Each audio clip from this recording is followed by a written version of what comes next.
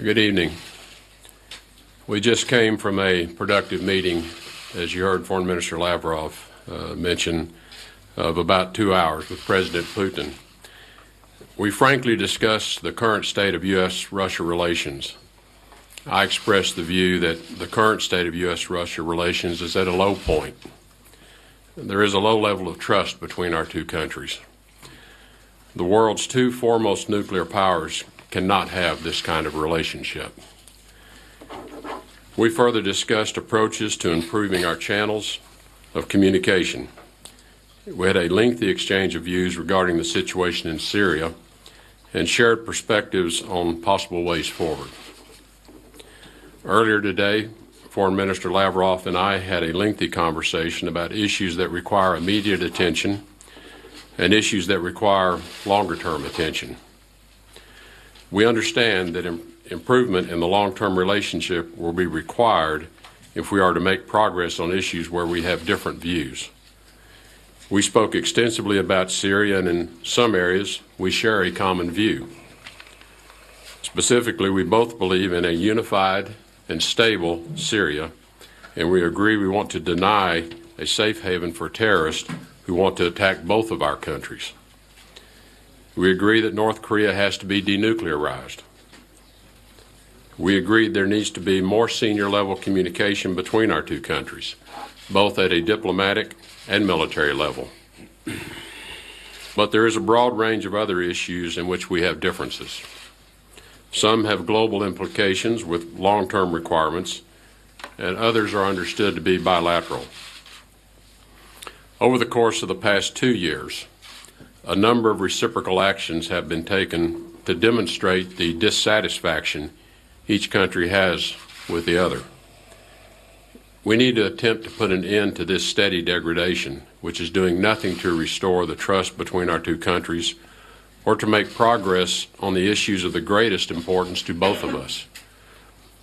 We've agreed to establish a working group to address smaller issues and make progress towards stabilizing the relationship so that we can then address the more serious problems. Foreign Minister Lavrov and I agreed we would consider further proposals made about the way forward in Syria, including consulting with our allies and coalition members. And we will continue discussions about how to find a solution to the Syrian conflict. We also discussed current threats posed by the North Korea's regime's ongoing development of their nuclear program, and the constructive role Russia can play in encouraging the regime in North Korea to change its course so that we can create the conditions for talks regarding the future. On Minsk, we consider the importance of the accord. Russia can make progress in the implementation by de-escalating violence and taking steps to withdraw separatist armed forces and heavy weapons so that OSCE observers can fulfill their role. Until full progress is made under the Minsk Accords, the situation in Ukraine will remain an obstacle to improvement in relations between the U.S. and Russia. I thank the Foreign Minister for a productive round of discussions, and I look forward to future conversations. Thank you. Уважаемые коллеги, мы переходим к Colleagues, вопросам. now we will go over to questions on channel Russia 24. Russia 24. And my first question is to Mr. Tillerson. We have heard from Washington not only contradictory but also aggressive statements. I mean, Mr. Trump, who has called Assad an animal, and from the White House, Sean Spicer, who said that Hitler hadn't used chemical weapons. How does that actually fit in with American diplomacy, and when will the rhetoric change? Well, I think the perspective from the United States, supported by the facts that we have, are conclusive, that the recent chemical weapons attack carried out in Syria was planned, and it was directed and executed by Syrian regime forces, and we're quite confident of that. This is just the latest in a series of the use of chemical weapons by the Assad regime. notwithstanding their use on more than 50 occasions of chlorine bombs and cluster bombs and other types of weapons that are intended to maim and kill in the most horrific ways. So I think the characterization is one that President Assad has brought upon himself. Josh Vladimir. Well, I'd just like to add 2 words there. It is perfectly obvious that this subject is one we diverge on, inasmuch as Russia is insisting on an objective investigation. Together with the United States, in 2014 were the initiators of the elimination of chemical weapons in Syria, and the record deadlines were enshrined in conventions which belong to the OPCW and the United Nations, and there are reports about chemical weapons here which record progress in eliminating all the stockpiles of chemical weapons, and which also record facts to the effect that some of these stockpiles are being controlled by extremists. This process has not stopped in Damascus, and we are putting as much pressure as possible on the Syrian government to cooperate in this respect, and we are committed to completing this work, and we will go to the end. We will finish it off.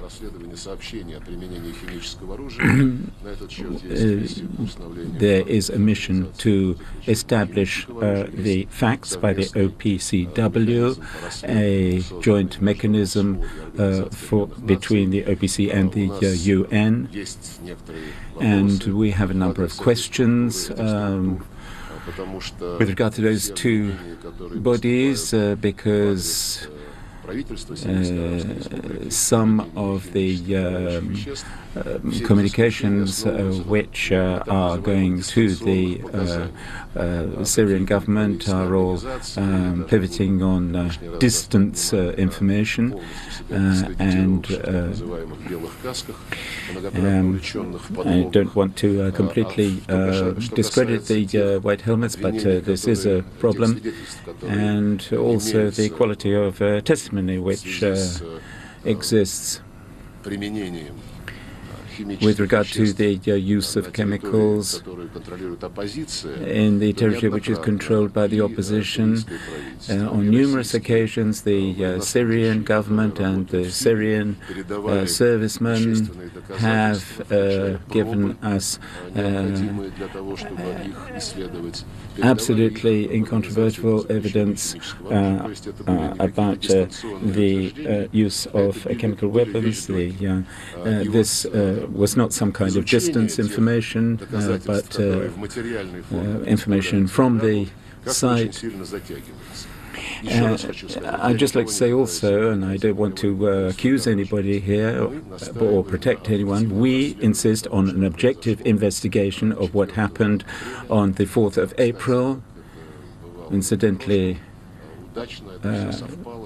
this actually coincided with the convocation of a meeting in Brussels on the Syrian situation. Many participants at that meeting in the afternoon after the Idlib crisis started very actively and loudly proclaiming that the entire conference should be devoted only to this question, which should have been about the overall settlement of Syria. So the media hysteria which was unleashed as a result of this incident, we have to make sure that we are impartial now in investigating this whole business by sending international expert groups to the site and to that particular place where the chemicals were used, and of course the airfield which was used for sending out aircraft with chemical substances. We have seen no confirmation that that was the case, all the more so because the TV images showed that there were people on the airfield immediately after the strike, and there were absolutely no evidence of which would allow us to talk about the use of some kind of poisonous substances. I do apologize for such a long commentary, but I'd just like to stress here that we are absolutely 100% convinced that if our colleagues in the United Nations and in The Hague shirk from this investigation, then this will mean that they simply don't want to establish the truth. And we will insist on it. Josh Letterman with the Associated Press. Thank you. Secretary Tillerson, I want to ask you about your conversations with President Putin about Syria. You've predicted that Assad will leave power through a political transition. How will you compel Assad to participate in a political transition that leads to his own ouster? Are war crimes charges on the table? And how long will the United States wait for Russia to come around? And Foreign Minister Lavrov, if I may, your government and the United States government seem to be miles apart on the Syria issue, on Ukraine and other issues. Did you feel that you cleared up any of those issues you mentioned earlier today since you've had those discussions with Secretary Tillerson? Well, we did discuss at length the future role for Assad, whether it be in a future political process or not. Clearly, our view is that the reign of the Assad family is coming to an end. And they have, again, brought this on themselves with their conduct of the war these past few years. We discussed our view that Russia, as their closest ally in the conflict, perhaps has the best means of helping Assad recognize this reality. We do think it's important that Assad's departure is done in an orderly way, so that certain interests and constituencies that he represents feel they have been represented at the negotiating table for a political solution. How that occurs, we leave that to the process going forward. We do not think one has to occur before the other can begin, and it will take a pace of its own. But the final outcome, in our view, does not provide for a role for Assad or for the Assad family in the future governance of Syria. We do not think the international community will accept that. We do not think the world will accept that. What about the war crimes charges? We discussed the issue that as time goes by and more evidence continues to be gathered, it is possible that the threshold necessary to charge individuals, including Bashar al-Assad, may be achieved. As you know, this is a very high legal hurdle in order to bring such charges against an individual. So I would not suggest to you that all of that evidence is in place, but I think the longer time goes by, it's possible that the case will be made, and there are certain individuals who are working to make that case. Well, as far as I'm concerned, I'd just like to say that we do not consider that we are miles apart on many questions on the agenda. Syria and Ukraine. In our introduction, we talked about the accords and the opening of channels of communication, particularly about Ukraine. As far as Syria is concerned and Bashar al-Assad, we talked today about the history, and Rex said that he was a new man, and he's not interested so much in history. He wants to deal with today's problems, but the world is so constructed that unless we look at what's happened in the past, we won't be able to deal with the present. Particularly in a situation where a group of countries, Western countries, the NATO countries, were absolutely obsessed with eliminating a particular dictator or totalitarian leader.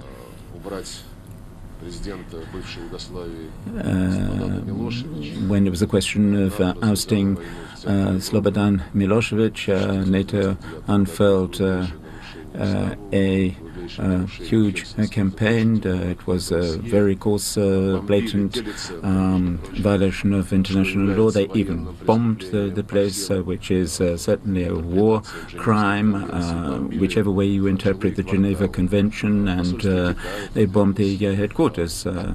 And there were also attacks on trains, the Chinese embassy, bridges, and so on and so forth. This lasted some 2 months, and after all this,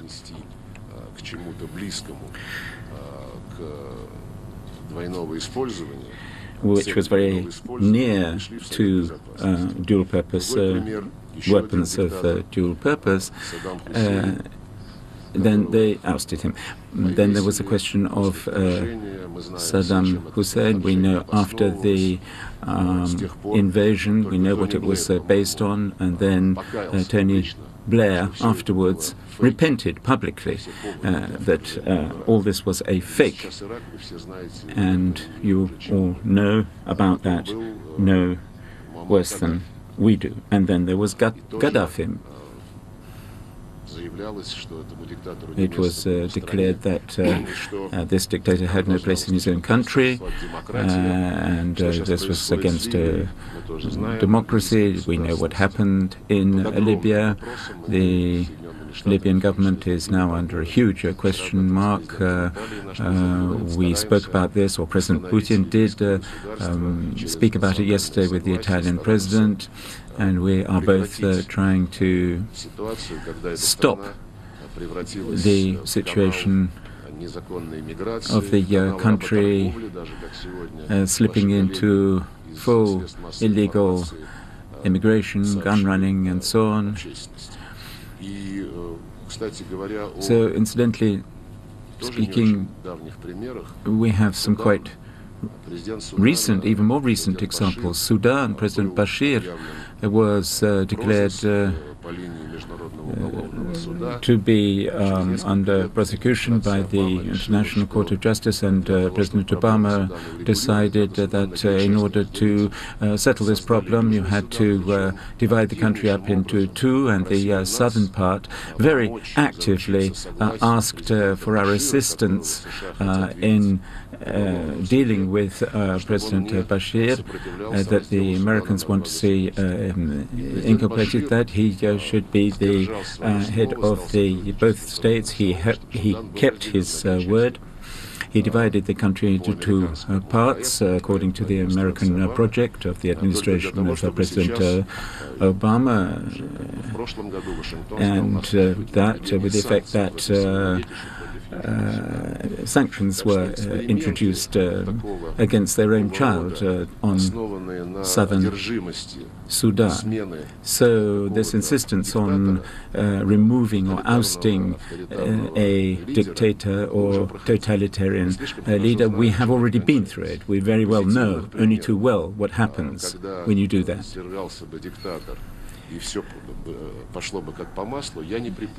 I don't remember any case of a dictator being removed smoothly without violence. So in Syria, and I have stressed this on many times, we are not staking everything on a personality, on President Assad, as is being done in Libya at the moment. We are simply insisting that everybody sits around a table and talks about it and comes to agreement, as has been enshrined in the Security Council resolution.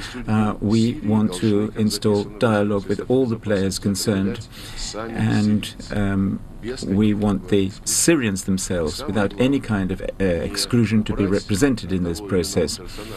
And removing or ousting a particular personality from this scene is not on our agenda. We are talking about the whole of the Syrian government. We want it to be democratic, and we want it to be secular as well. We want to see all the ethnic confessional groups in the country to feel protected, justly represented in all the branches of government and power. And obviously for that you need a new constitution. We think that then the question of the fate of individuals could be dealt with, and without any kind of tragic consequences for the state as a whole. Коммерсант. Thank you very much. I have a question to Mr. Tillerson. Did you discuss in today's negotiations the intervention of Russia in the US elections? And could you tell us about how the presence of Russian cybernauts differs from the question of American cybernauts in virtual space? There is also the whole question about the Korean issue. Have you actually thought about setting up a group which would actually look at that kind of thing together? Is that a question to both ministers, or what? We touched only briefly on the issue of cybersecurity, and in particular on the challenges that it is placing on everyone in terms of a new threat, an emerging threat. But I think I do make a distinction when cyber tools are used to interfere with the internal decisions among countries as to how their elections are conducted. That is one use of cyber tools. Cyber tools to disrupt weapons programs, that's another use of the tools. And I make a distinction between those two. Clearly, this is an issue that has emerged in our time, for which we have yet, as an international community, come to some conclusion around how we want to respond to that. And so there will be further discussions, and it is on the agenda, and it is in the agenda that Foreign Minister Lavrov passed to me for us to have further discussions in the future. I can only confirm that we are very interested in bilateral cooperation to combat crime in the cyberspace. We have heard about that 18 months ago. We actually proposed to Obama's administration that we should do something about it. We voiced our concern about Russian hackers hacking into the entire world, and the illegitimate use of these tools, and the possibility for prosecuting these people. And we said then that we too are very interested in our citizens not being victims of cyber crimes, and we proposed that we should have a special system of contacts, a special mechanism which would exchange information in real time. looking into how people are trying to subvert international norms and national norms in both countries. The president spoke about it, but really didn't react at all. And then in November last year, it was suggested that we should meet about that. And obviously our colleagues in the relative spheres agreed, but then at the last moment, Obama's administration decided not to go ahead with it and to subvert U.S.-Russian relations before the new administration. I just want to confirm the fact that we are particularly interested in that. We still have that project on the table. We want to renew it. We want to resume contacts with special representatives in the administration of the U.S. and the Russian Federation President's office and engage and commit all the various authorities concerned. There may be a result from all these efforts, and we hope that we will be able to close this matter. We haven't actually broached this whole idea of a presidential commission. It was put on ice by Obama, but when we looked at the problems dogging the bilateral relations, we thought of looking at the independence of the organization, and looked at the specific people who could help us to overcome the difficulties. And we are looking at how we can overcome these problems above all the problems which were created artificially. Fox News Channel.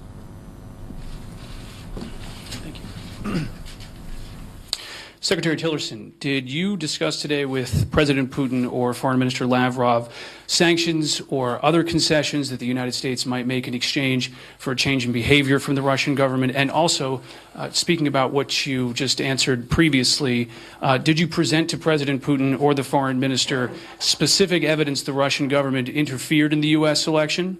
And to Foreign Minister Lavrov, if an independent investigation finds the Assad government attacked his own people with chemical weapons, what will Russia do? President Putin says there's an effort to blame Assad and plant evidence. Did you present that evidence to Secretary Tillerson today? And would Russia refuse to consider to agree to any circumstance that results in the ousting of Bashar al-Assad? We discussed no change in the status of sanctions that have been in place with Russia as a result of certain actions taken in Ukraine, as you know. I think as to the question of the interference with the election, that is fairly well established in the United States, and I think that has been spoken to on the Hill as well with the Congress, and it is a serious issue. It's one that we know is serious enough to attract additional sanctions, and so we are mindful of the seriousness of that particular interference in our elections, and I'm sure that Russia is mindful of it as well. Well, the State Secretary did not threaten me with sanctions. It didn't threaten me with anything, actually. We frankly discussed the questions which were on our agenda, including where there are problems, and in fact on the majority of them there are problems, and what will happen if the investigation will demonstrate the involvement of the Syrian leadership in the chemical attacks. I believe that question is hypothetical. We don't want to try and guess the coffee groats because there has been a lot of historical looking at the tea leaves and coming to the conclusion that bombing should take place. And after the U.S. missile strike, there was a lot of talk of that. We do not wish to speculate about these very serious matters, the use of chemical weapons, the use of or the attempts to inculpate people or to orchestrate things. We want to establish the truth, the full truth, in line with the principles of US and Russian laws, the laws of any normal civilized country. The presumption of innocence must reign supreme. And I have just told you that our instructions to The Hague, to the OPCW in The Hague, about the investigation, if this is, if people put the brakes on, we shall protest. As far as the argument that the U.S. has incontrovertible evidence of the fact that we intervened in the U.S. presidential campaign, then I have to say once again that not a single fact has been confirmed. Who saw those facts? We don't know. Nobody has shown us anything. And we have said to them, show us the evidence for these very slanderous attacks. I know that there are numerous cohorts of people who want to subvert our relations in order to hike up their political or extra-political ambitions. That is not the issue. Let us look at that, give us evidence, and we will respond. РИА Новости, пожалуйста. РИА Новости. Добрый день, агентство РИА Новости. Good evening. Вопрос обоим министрам. I'd like to ask a question to both the ministers. The Korean Peninsula, the Americans have sent a whole naval company. Did you talk about that in your negotiations and the dangers to the particular region? And does it mean that America has some kind of plans for a military campaign around the Korean Peninsula? The Carl Vinson in the Pacific Ocean. It's in the Pacific Theater. And its movements in the Pacific are made in a way that's planned by the military planners. There is no particular objective in its current course. The Vinson sails up and down the Pacific routinely. And so I would not read anything into the Carl Vinson's current locations. I can only repeat that we, amongst other many questions, discuss the situation in and around the Korean Peninsula, and as far as I remember, we covered all the most substantive issues connected with it, and we insisted that this situation can only be settled by peaceful means and the denuclearization of the peninsula through negotiations. There are many efforts being deployed at the moment by the participants in what used to be called the six-sided process. We have a couple of ideas about that, our Chinese colleagues too, and I think that what we have to do is to unite together and apply exclusively peaceful means. And last question to the American side. Thank you very much. Mr. Secretary, before these meetings, you said you believed Russia was either incompetent or complicit in these chemical weapons attacks. After your extensive meeting with both Vladimir Putin and Sergey Lavrov, do you know which one that is and what concrete thing can be done to rebuild that lack of trust? And Minister Lavrov, if I could indulge you to answer in English, if you would, sir. President Trump has called Bashar al-Assad an animal. This is the leader your government continues to back. Can you tell us how long Russia will be willing to risk the lives of its soldiers and spend its money to protect him? With respect to Russia's complicity or knowledge of the chemical weapons attack.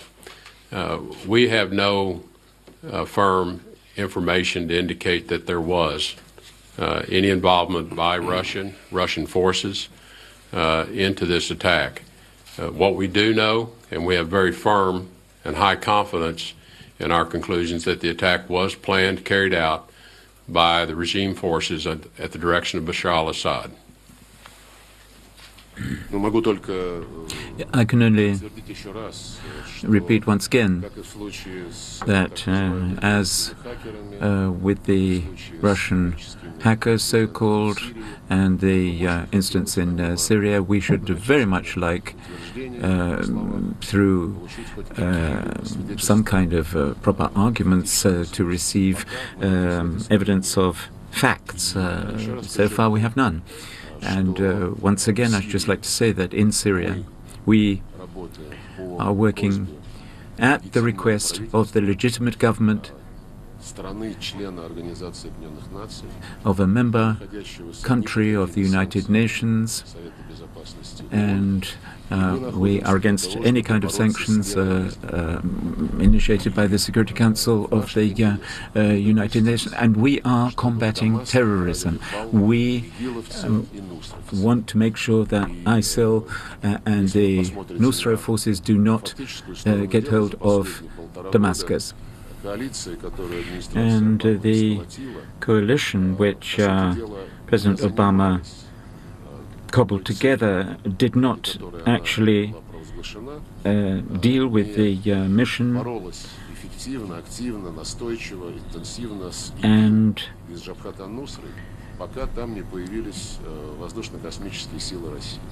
that was before the appearance of the Russian Air Force in the country. The American coalition struck only certain positions of ISIL, but Jabhat al-Nusra was always spared, and we have a very persistent suspicion that Nusra is still being spared so as to trigger Plan B and to try and overturn the regime of Assad. I have already mentioned that we've already noticed that in Iraq and Libya. This is due to the prevalence of people who simply want to do that. And as far as crimes committed in Syria, certainly we will be eager to sort that out. And I think that there have to be priorities, and the priorities which you've heard from Washington to the effect that the destruction of ISIL is priority number one. And John Kerry and Spicer have already said that it is possible to get rid of ISIL without regime change. And Kerry used to say that it is much more important to deal with ISIL than Assad's regime. So I think we think in very like manner here. The common threat is absolutely obvious. If it is possible to overcome ISIL without reversing the regime, then having reversed or upturned the regime, it may well be that we will lose the fight against ISIL. So I think that what we need to do is to use common sense and fewer emotions. On that, we complete this press conference. Thank you very much.